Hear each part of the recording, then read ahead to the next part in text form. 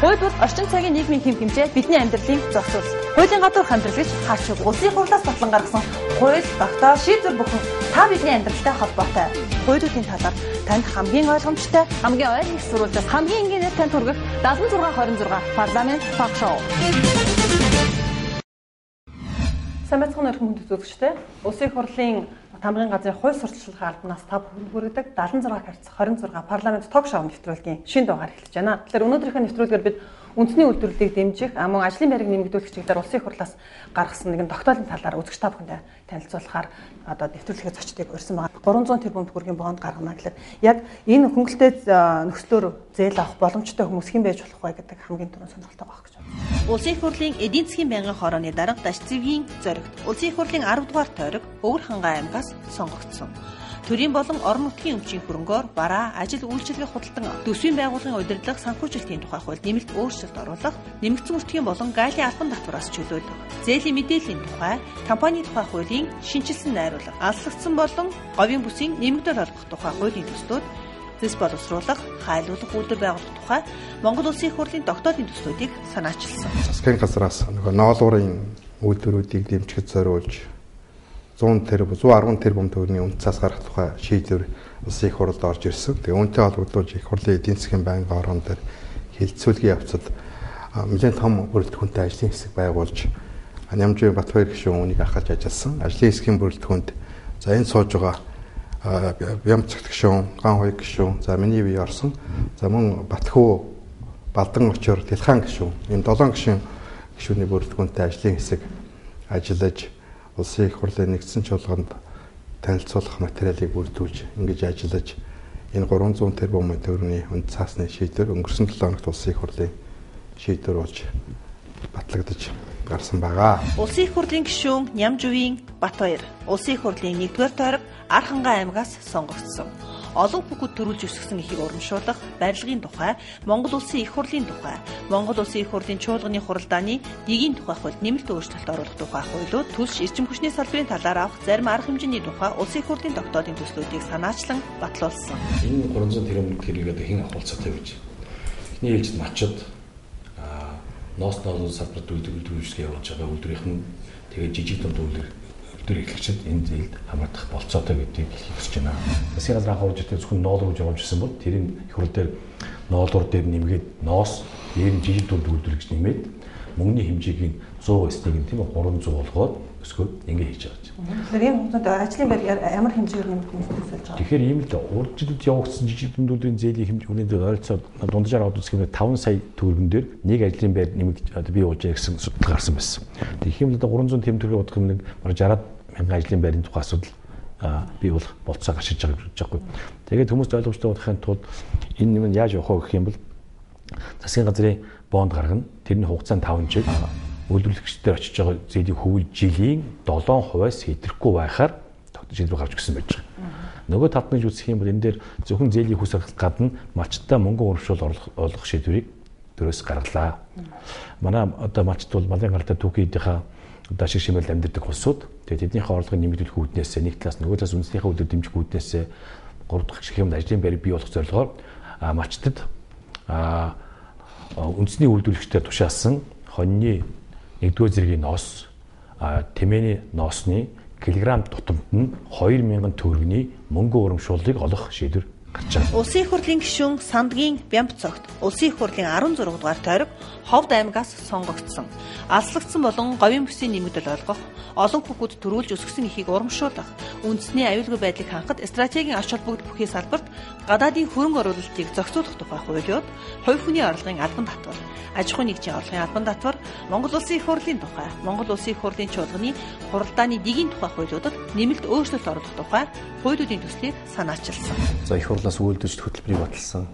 Үйлдвэрч хөтөлбөрийг баталсантай холбогдоод орон нутагт жижиг дунд үйлдвэр хөгжүүлэх одоо чиглэлүүдийг баталсан байна. Сая зоригт даргын хэлснээр энэ чиглэлээр үндсэндээ орон нутагт 800 орчим тэрбум төгрөгийн одоо жижиг дунд үйлдвэр хөгжүүлэх хэрэгцээ шаардлага байна гэж гарсан. Одоо аймагт бүс нутагта томоохон үйлдвэрүүд нэлээ одоо олон ажлын байр бий болох томоохон үйлдвэрүүдийг бий болгоход энэ хөрөнгө одоо чиглэгдэх болчихлоо ойлгож байгаа. Ер нь бол бизнес эрхлэж байгаа жижиг дунд үйлдвэрлэл эрхлэж байгаа хүмүүсийн хувьд бол зээлийн их усүр бол маш чухал гэдэг шүү. Тэгэхээр 150 тэрбум төгрөгийн зээлийн их усүр гараад ирнэ гэдэг ийм бага хувьтай хугацаад ажгүй урт ингээ гараад ирэхээр мэдээж маш олон хүмүүс сонирхоод эхэлнэ. За би энэ зээлийг яаж авах вэ? Надад хүртчих болов уу болов вэ? Яг ямар нөхцлөөр хинт олгох гэдэг юм. Улсын их хурлын гишүүн Даваажвын Ган Хуйг Улсын их хурлын 22 дугаар тойрог Баянзүрх дүүргээс сонгогдсон. Өрсөлдөөний тухай, концессийн тухай, үндэсний аюулгүй байдлыг хангахад стратегийн ач холбогдол бүхий аж ахуйн нэгжид гадаадын хөрөнгө оруулалтыг хэрэгжүүлэх.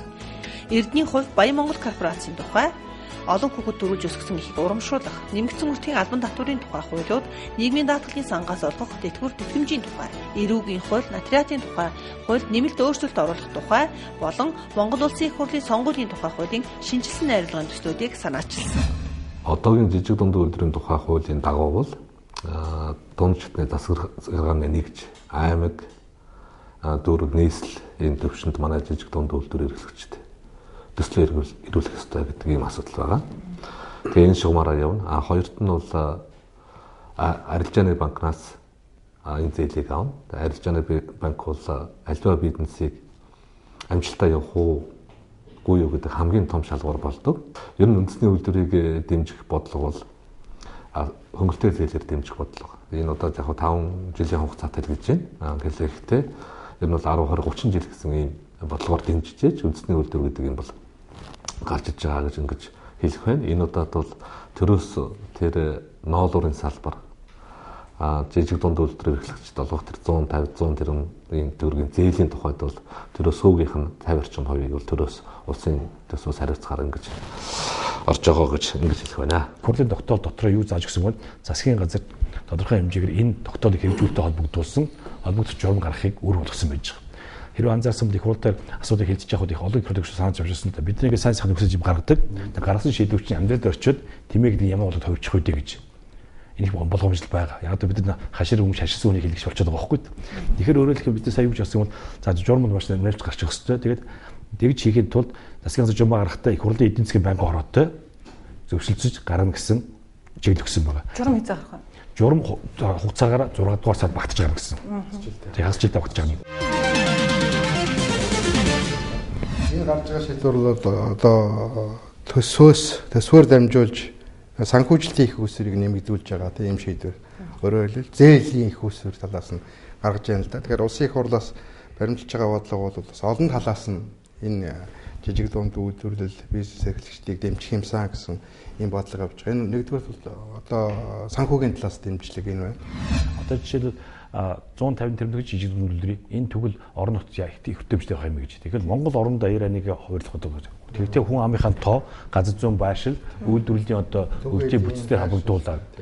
Тэгээ одоо бид нар зундажаар аваад үзэх юм магадгүй нэг одоо аймаг дээр 5 орчим тэрбум төгрөгийн жижиг дунд үйлдвэр дэмжих одоо тийм хөөсөр очих болцоод үзэж байгаа хгүй. Энд дээр бол юу яасан? Бид нэр судалгаа хийж үзсэн. Судалгаанууд олон янзын судалгаа. За 2011-аас 12 онд жижиг дунд үйлдвэрийг чиглэлийн саналын танилцуулга гэж энэ 829 тэрбум төгрөгийн одоо 5848 санал ирсэн байна. За эднийг ингээд давхардуулаад шүүгээд үзэхээр 251 тэрбум төгрөг шаардлагатай. 47 мянган ажлын байр бий болно гэж. Хүнсний үйлдвэрийн чиглэлээр 24, хөнгөн үйлдвэрийн чиглэлээр 51, хөдөө аж ахуйн чиглэлээр 74, барилгын материалын үйлдвэрийн чиглэлээр 117, энэ бие боломжийн 6 чиглэл гэдэг. Ингээд орон нутгаар нь яг ямар чиглэлээр орон нутгатаас ирсэн салбарын яамдаас мэрэгжлийн яамд арилжааны банкуд иргэд аж ахуйн нэгжээс ирсэн гэж гаргацсан. Тэгэхээр одоо энэ баг зээл авахар санал өгч байгаа хүмүүсийн төслүүд бол баг бэлэн байгаа. Ерөнхийдөө бэлэн байгаа. Яг эднийг судлаад үзсэн. Улаанбаатарт нийт ирсэн зээлийн 37% нь Улаанбаатарт санал тавьсан байгаа. Баруун бүс нутагт 13%, зүүн бүс нутагт 11%, төвийн бүс нутагт 21% гэдэг. Тэгэхээр иймэрхүү байдлаар бол тооцоо бол гарцсан байж байгаа. Одоо энэ тооцоонуудаар бид ажил хэрэг болгох гэж саяны тогтоолыг баталж өгч байгаа. Хүүхдийн өнгөд дэлхийн зах зээл дээр юу гэдэг савлгаатай байдаг. Тэдгээр тэднийг боловсруулаад хийсэн бэлэн бүтээгдэхүүн бол үнэндээ байнга өсөж явдаг. Тэгэхээр одоо манай малчтын ч гэдгийг манай үйлдвэрлэгч хүсэж байгаа зүйл ерөөдөө үн жоохон доктортой байхаас хүсэж байгаа байхгүй. Үн доктортой байлаа гэх юм бол бид боловсруулалт хийдэг бай, эцэг бүтээгдэхүүн үүддэг бай. Ингэх юм бол болж чаддаг. Тэгээ манайхан биднийг бас 300 тэрбум төгрөг 100 гэж орсон юм зүгээрс бараг дураар 300 болгох гэсэн шүүмжил гараад байгаа. Тэгэхээр энд бол маш их судалгаа хийсэн. Саяны тийм 800 тэрбум төгрөгийн шаардлагатай судалгаа байна гэж. Тэрнээс гадна за Монгол улсын жижиг дунд үйлдвэрийн хөгжлийн чиг хандлага экспортыг дэмжих бодлогын судалгаа гэж бид нас хийлгэсэн. Энэ судалгаа бол их томоохон тоонуудаас гардаг. За мөн одоо энэгээр яах гэвэл малын гаралтай түүх хийдэ өөрсдөө хэрэгцээ хангадаг бол эцсийн бүтээгдэхүүн болгоё. Тэгээ улмаар экспортлоход ямар боломжууд байна гэдээ судлаад үзсэн байж. За түүнээс гадна импортоор орж иж байгаа хамгийн одоо гол нэрийн 100 нэрийн нэр төрлийн бүтээгдэхүүнээ тий судалгаа хийсэн байж байгаа. Энэгээр импортоор орж иж байгаа бараа бүтээгдэхүүнээ бид яаж өөрсдөө дотоодоо үйлдвэрлэх дотоодын хэрэгцээ хангадаг болох вэ гэж. Энэ олон одоо судалгаануудаар үндэслэж эдгээр тооцоо 300 тэрбум болгож байгаа асуудал гарч байгаа юм шиг. Энд дээр нэг тодорхойл хэлэхэд одоо бол манай жижиг дунд үйлдвэрийг дэмжих энэ засгийн газрын сан бол 60 тэрбум төгрөгтэй байгаа байхгүй юу? Тэгээд одоо энэ 150 нэмэгдэхээр 210 тэрбум болж байгаа. Энэ 210 тэрбум чинь олон мянган жижиг үйлдвэрүүдэд очоод тэр чинь заавал 5 жил эцэстээ хамгийн хугацааны эцэст хэлэхгүй ш 5 жил хүртэл зарим 1 жилдээ аавн, зарим 3 жил, зарим 5 жилдээ аавн. Төрүүчээс энэ чинь эргэн төлөгдөд байгаа. Санд буцаж ороод байгаа байхгүй. Тэр эргэн төлөгдөж байгаа хэсэг нь бас буцаал өөр жижиг дунд үйлдвэрүүдэд их үүсвэр болж очих юм. Нэмэлт дараа. Мөнгө өөрөө баялаг бүтээдэггүй байхгүй. Баялаг хүн бүтээдэг. Тэгэхээр бид нар өнөөдөр монголчууд ажилтг хүмүүс олон байж бүгд ажиллаж болохыг хүсэж байна. Хийх ажил маш их байж байна. Мөнгө байхгүй үсэж байна. Тэгэж мөнгө байхгүй дээ биш байхгүй. Мөнгөний схемийг зүү хийж болно. Мөнгө асуудал биш. Тусгаар тогтносон улсад те мөнгөний проблем байх ёсгүй байхгүй. Мөнгө өөртөө хэвлэдэг учраас. Гагцаа хэвлэж байгаа мөнгөнд хийж байгаа ажлынхаа уялдаатай байх гэж. Хүмүүс тэр зээл авлаа тэрийг ажил болгож яваад байх юм бол дараагийн гараад ирэхэд энэ бол эдийн засгийн инфляц үүсэхгүй, үнийг хөрөгдөхгүй, тэгсэн мөртөө ажлын байр болгож амьдралыг өөдөн татах хэрэгсэл болох гэж байгаа. Тэгээд энэ шинэ санхүүгийн хэрэгслийг бид хийх гэж байна. Дэлхийд их бүгдээр нь хэвлэдэг. Дэлхийн бүх улс орн те засгийн газрын бондыг тогтмол хурцлаад байн гаргадаг. Тэдний 7% хөгдөг бол бас манай бизнес эрхлэгчдийн хувьд бол урд байгаагүй боломжтой тийм. Энэ доктортой байж энэ төслийг аль аржийн банкаар явуулах гэдэг нь зөвхөн тухайн аржийн банкуд хинтээ ямар гэрээ хийж байгаас хамаарна. Тэгэхээр чи хоорондоо хүүгээ бууруулах хэрэгтэй явах гэж байна. 5%-аас те аль банк нь баг болгоно. Тэдний чинь хэрэглэж очиж 7% чинь тэр хэмжээр буурах байхгүй болчтууд энэ жилийнхаа ноосыг тушаах та. Үндэснийхээ үйлдвэр тушаах хэрэгтэй байна гэж хэлж байна. Тэгээд үзэн ноосны одоо салбарын одоо үйлдвэрүүд нэгдээд өөрсдийн одоо нэгдлийг байгуулад аймаг одоо сумдаа хуваагаад тэгээд тэрийг ажиллана. Тэгэхээр өөрөлдвөл 2000 төгрөг авна гэх юм бол үндэсний үйлдвэрлэгчид тушаасан байх ёстой шаардлага нэг. Тэгэхээр тул үндэсний үйлдвэрлэгч ямар зохион байгуулалтанд орж ирэх ёстой болохоор сум болгон дээр өөрсдийн ноос хүлээж авах цэгийг ажиллуулна. Цэгийг ажиллуулна тийм. Тэр цэг дээр ирж тушаагдсан ноосонд төрөөс 2000 төгрөг өгнө гэдгийг бас тодруулж хэлэх нь зүйтэй. Монгол ноос хөтөлбөр дээр одоочлол бас үндэсний үйлдвэрлэлдээ хоршоогоор дамжуулаад түүхийд нийлүүлсэн малчтад бас урамшуул алгана гэж заасан байна. Энэ заалт энэ юутай яаж уялж байгаа? Энэ тусдаа дахиж олох гэдэг нь эсвэл тэр хөтөлбөрийн дагуу явж байгаа зүйл. За тийм. Монгол мал хөтөлбөрийн тухайд бол ерөнхий хөтөлбөр концепцийн чанартай, үзэл баримтлалын чанартай. Тэгээд тэр дотроо бол ноос, ноолор, сүү, мах гэдэг энэ дэд хөтөлбөрүүдийг бодтой хэрэгжүүлнэ гэдэг. За тэгээд малчтад урамшуул олгоно гэсэн байгаа. Энэ нь бол одоо шийдвэл яг амьдрал дээр хоньны ноосоор дамжаад хэрэгжиж байна гэж тийм. За нөгөө нэг хувьд нь бол Монголын дотоодын зах зээл дээр борлогдож байгаа түүхийд дээр төгс өрсөлдөөн байх юм бол түүхийдийн үн үнэтэй байна.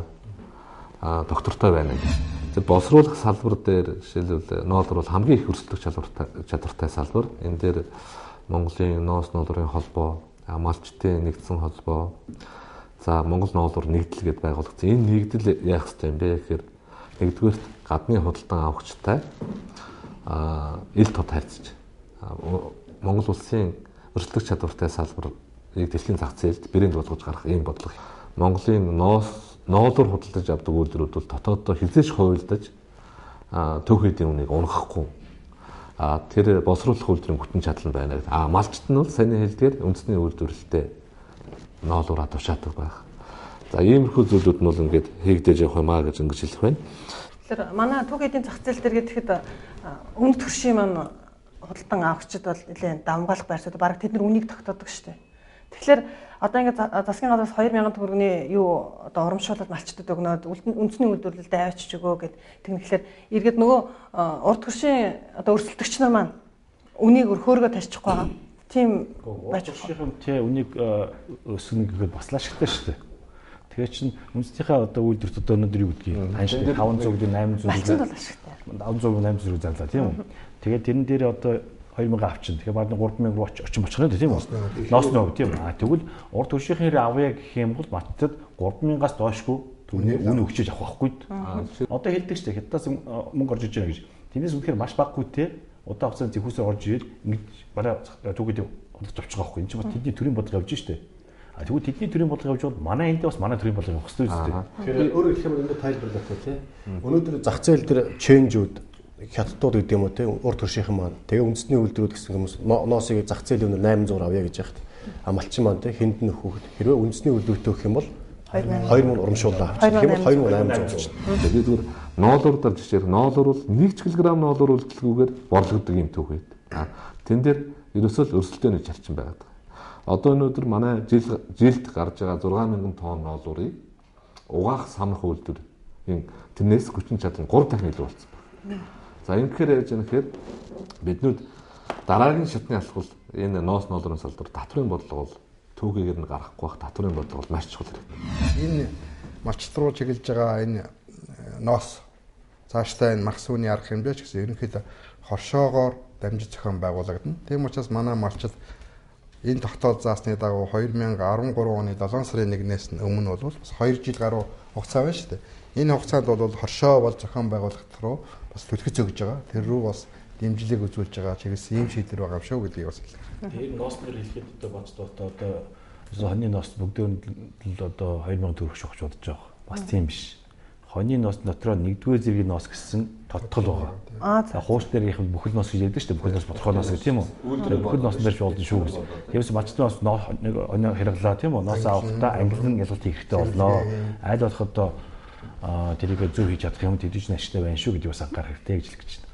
Үйлдвэрүүд өгч байгаа гэж яагаад үйлдвэрүүд гэдэг юм те? Ер нь одоо зөвхөн ноосон дээр биш цаашдаа бол махан дээр, сүүн дээр, арьс ширэн дээр яг иймэрхүү байдлаар бас үндэсний үйлдвэртэй тушааж байгаа. Түүх эдийг малчтайгаа урамшуулдаг бодлого явнаа.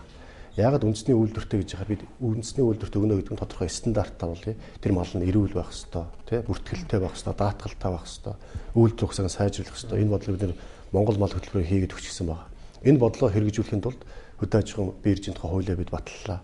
Яг энэ бодлого хэрэгжүүлэхэд тулд энэ саяны улсын хурлын тогтоолыг гаргаж байгаа. Түүхий дээр гадагш нь гаргахаа болёо, мал аж ахуйн гарлаа түүхий дээр бол бүгдийг хагас боцруулсан эсвэл бэлэн эцсийн бүтээгдэхүүн үйлдвэрлэх гэдэг. Энэ дээр бид ноолуурын салбар дээр яг хийж өгсөн. Ноолуурын утас буюу эцсийн бэлэн бүтээгдэхүүн. За энэ юу болж байгаа нэхэр ийм болж байгаа. Одоо Улаанбаатар хотод гэхэд ноолуур нь жижиг сүлжимлийн үйлдвэр, өрхийн үйлдвэр гэд оруулаад 250 жилг байгаа байхгүй. Эцсийн бүтээгдэхүүн хийдэг үйлдвэрүүд бол өөрсдөө бас өөр гүйцэтгэсэн байгаа байхгүй. Хамгийн доотлол нь 20 сая долларын хөрөнгө оруулалт хийсэн байна. Тэгэхээр тэр хөрөнгийг эдийн засгийн эргэлтэнд оруулах тэр бодлогыг л төрөөс хийж өгч байгаа мал гэдэг нь хамгийн гол чухал асуудал болж байгаа. Эцсийн бүтээгдэхүүн дэмжиж гэж тий ноос долларыг гээд одоо ингээд 5 Монгол хүн нэвтрүүлгээр сууж ин тий ингээд бооцч тавуулынх нь өмсөн зүйлс ухс уг ноос гэдлэр хийсэн юм шиг л байна. Гэхдээ Монголынх нь хийдэ нэг барж байхгүй шавтаа байхгүй. Тэгэхээр бид нар тий өөрийнхөө бүтээгдэхүүн ман сард бүтээгдэхүүн боловсруулалт хийгээд эцсийн бүтээгдэхүүн өөрсдөө хэрэглэдэг болоо. Тэгэх юм бол бидний мөнгө гадагшаа уцсахгүй бидний мөнгө дотроо үлдэнэ. Ингэсээр тэрийг үйлдвэрлэлийг хийж байгаа малчин тэр үйлдвэрлэлийн тэр тийм худалдаа авах тал талаа хожигдол болох байхгүй. Тэгэхэд бол хамтраа гэсэн цаг төвшөж байгаа. Хууль бол орчин цагийн нийгмийн хэм хэмжээ бидний амьдралын зохицуул. Хуулийн гадуур хамтрагч хаашиг улсын хурлаас батлан гаргасан хууль, тогтоол, шийдвэр бүхэн та бидний амьдралтай холбоотой. Хуулиудын талаар танд хамгийн ойлгомжтой, хамгийн ойр их сурвалжаас хамгийн энгийнээр танд хүргэх 7626 парламент ток шоу. За баярлалаа гэх үзэгчтэй 7626 парламент ток шоу нэвтрүүлэг энэ удаагийн дугаараар үндэсний үйлдвэрлэгчдийг дэмжих ажлын байр нэмэгдүүлэх чиглэлээр улсын хурлаас гаргасан тогтоолын талаар ярилцлаа. Өнөөдрийн нэвтрүүлэгт эдийн засгийн байнгын хорооны дарга зоригт улсын хурлын гишүүн Батбаяр, Бямбцогт, Ганхаяг нар оролцлоо. Дараагийн нэвтрүүлгээр дахин уулзлаа баярлалаа. Монгол улсын хууль, төр засгийн бус шийдвэрийг зөвхөн төрийн мэдээлэл нэмэгдэлд албан ёсоор хэвлэл нийтэлдэг. Төрийн мэдээлэл нэмэгдэлд албан ёсоор нийтлээгүй хуулийг Монгол улсын бүх шатны шүүх хэрэглэх эрхгүй. Та зөвхөн төрийн мэдээлэл нэмэгдэлийг захиалж байж, төрийн хуулийг бүрэн ихээр нь албан ёсныг сурвалжаас нь баталгаатай болж унших боломжтой. Төрийн хуулиан чанд сахигтун төрийн мэдээллийн захиалгатун Монгол улсын хурлын хамгийн газар.